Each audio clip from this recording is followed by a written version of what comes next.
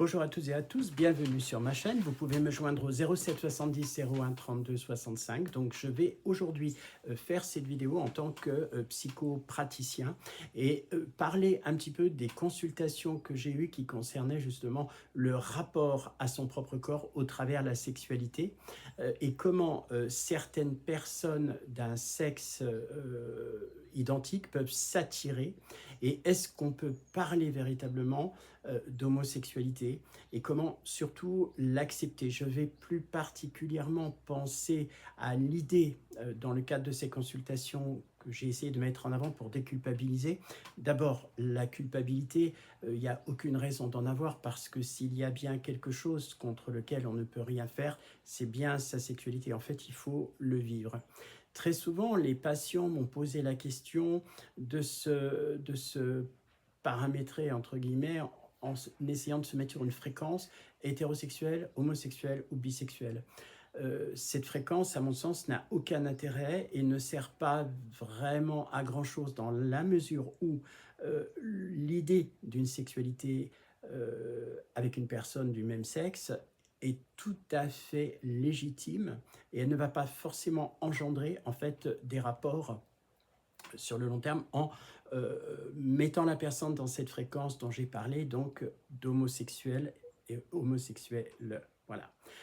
Alors, la première chose que je dis dans le cadre de ces consultations, c'est que l'Empire romain nous a laissé une trace écrite extrêmement intéressante sur l'idée que l'objet du plaisir n'était pas le corps à proprement parler, mais le plaisir en lui-même. Donc, il n'avait forcément pas de sexe. Il pouvait être hétérosexuel, bisexuel, homosexuel, en fonction de l'humeur du moment. Et surtout, il n'avait pas vocation à culpabiliser. Il me paraît donc important de bien expliquer à mes patients que ce besoin de sexualité est avant toute chose un besoin personnel. Néanmoins, et ça, c'est quelque chose qui me revient peu à peu au fur et à mesure des consultations. Pour certains de mes patients, ils ont été victimes de violences sexuelles dans leur enfance.